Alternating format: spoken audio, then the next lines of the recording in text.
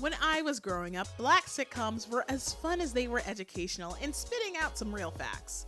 It was nice to see people like me have goofy adventures, but also knowing when it's time to get real. And what's more real than discrimination in the workplace? How ironic that our ancestors were captured, enslaved, and forced to pick cotton, but a nigga can barely get a position at a local drugstore these days. This will be a TLDR of racial discrimination in the workplace because while it is vital to know our past to understand our present and better our future, lingering on it for too long incites an unruly rage within us that we'd like to avoid for the sake of education. The 17th century. While Europe was expanding their colonies, they decided to invest in cheap labor by kidnapping and enslaving over 10 million Africans. To the point where the North was like, y'all gotta cut this shit out, and boom, the Civil War started. Mr. $5 bill here, free to my niggas, but mainly to win that ass war and depower the South. But hey, a win's a win if a nigga gets to be free. The late 1800s, while 4 million Africans, hey, what happened to the original 10 million? Eaten, beaten, and turned into furniture? Shit, alright. Slaves were set free and slavery was abolished, but the South were such sore losers that they put laws in place preventing African Americans from certain jobs called the Black Codes, which basically was diet slavery and forced them to be sharecroppers. You know, like the niggas and sinners. And while it was better than slavery, African Americans were essentially working to get paid to work, and heading either west or north didn't make it better, because they were put back into similar roles as servants and barred from skilled labor. By 1881, Booker T. Washington became the first principal of Tuskegee Institute in Alabama, leading vocational training for African Americans to level the workplace playing field. If they had a higher education and could prove that they're more valuable in the workplace, why not be hired, right? So you would think. 1925, the first all-black labor union was formed to call out low pay and workplace misconduct. So by 1935, the Brotherhood of Sleeping Car Porters was the first African-American union to be granted membership into the American Federation of Labor, which granted them better pay and safer working conditions. 1941, the head of BSCP, A. Philip Randolph, and other black labor activists lobbied for President Roosevelt to end racial segregation in the military and other defensive industries. 1961, President John F. Kennedy established the Equal Employment Opportunity as an executive order, making it illegal for government contractors to not hire African Americans in the spirit of civil rights. That is so amazing. Hey, that's when my grandmother was born around that time. That was not that long ago. 1964, the Civil Rights Act outlawed discrimination in the workplace. You know, Martin Luther King Jr. and shit. Thanks to the activists holding it down, I now have a choice to sit in the back of the bus and no longer have to be forced. So many Black and African American activists paved the way so I could have an equal opportunity in the workplace. But sadly, racial divides of the past are no different than of today. They just take new forms as a means to either keep Black and African Americans out of the workplace or to meet a certain ethnicity quota, which we will explore in episodes of my childhood favorite sitcoms. I'm starting with the iconic That's So Raven episode, True Colors, because as a show geared towards a young demographic, the message was clear as day. Kids, don't be racist. While the B plot is Corey learning to appreciate his Black history, I'm primarily focusing on the A plot, where Raven and Chelsea are interviewed to work at a clothing store. And while we see how much better Raven was at the tasks and Chelsea was spectacularly trying her best, Chelsea was offered the position over Raven, which even confused the cast. Because during the application, Raven sounds like a perfect worker on paper, while Chelsea is a few muffins short of a breadbasket. Okay, well, for special skills, I wrote that I design my own clothes. Special skills, can whistle through nose. But they get their answer in the form of Raven's vision as to why she wasn't hired, but Chelsea was. The truth is, I don't hire Black people.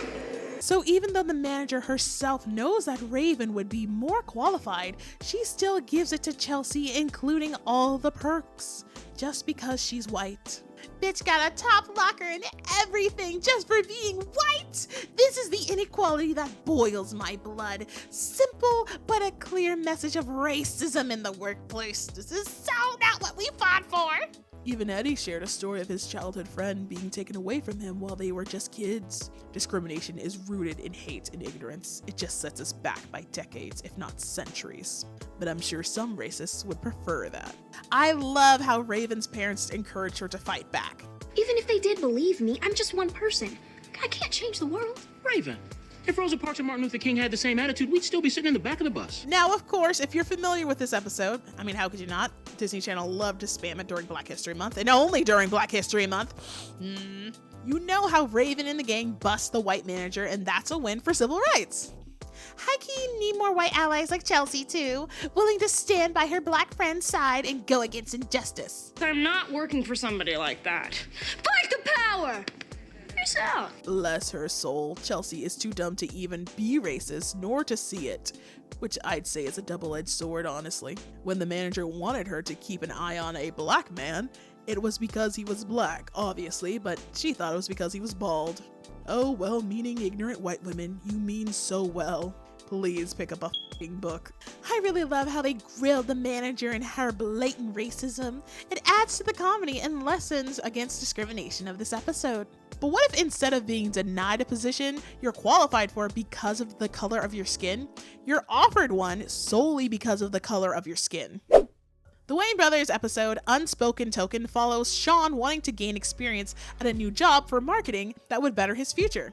Where Marlon is a goofy brother who's more into the arts of acting and has commentary of black media, Sean is a businessman doing and learning as much as he can to make a better name for himself as a young black man on that rise and grind shit. But once hired, instead of being behind a computer, they're making Sean do basic grunt work like sharpening pencils and punching holes into paper. Punch a hole! Nothing really productive to help this high-tech government agency. But despite not actually doing anything, he gets paid very handsomely. A job where you get paid for just sitting around? Where do I sign up? As tempting as that might be, Sean wanted to work there to gain experience. He's far too smart and responsible for this blatant disregard of his intelligence. So in an effort to prove himself, Sean puts in some overtime. But while in the office, him and Marlon find the real reason as to why he was hired without them looking over his resume. I sold myself so well that they didn't even have to look at my resume. They're finally hiring an African-American employee, Sean Williams. Campbell Limited has met its minimum requirement of minority workers to qualify for government contract. I'm just a token.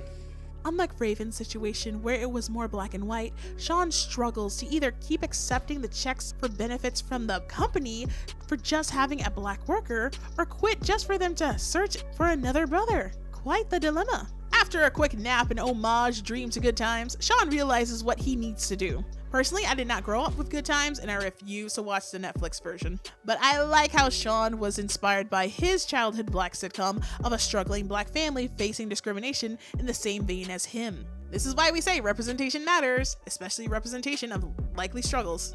Sean confronts the boss on his discrimination bullshit, and even though, yeah, he has a pretty nice gig and situation going on here, but if he doesn't strive to make a difference, then nothing ever changes.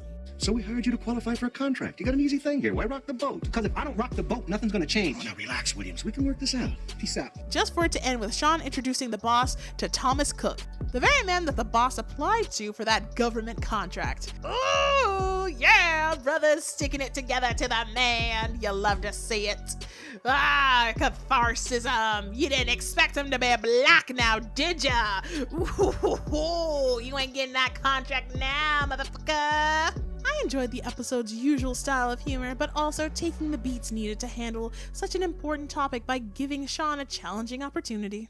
Sean and Raven followed in the steps of our people and made a change. No matter how seemingly small, it was a great impact. And for shows from the 90s and 2000s, I do appreciate the acknowledgement of civil rights history and considering that we as a society should be past racism in general, especially in the workforce. But sadly, it wasn't the case for them and probably still not the case now. While it's easy to think racism happened so long ago, it only just recently ended looking at it from a timeline of events. Even then, white racists still did everything they could to continue their discrimination and dehumanization of African Americans and black people.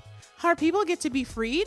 They invent the black codes to put us back in line. The Equal Rights Act was in place to prevent discrimination? Racists in power subtly prevent non-white people from qualified positions.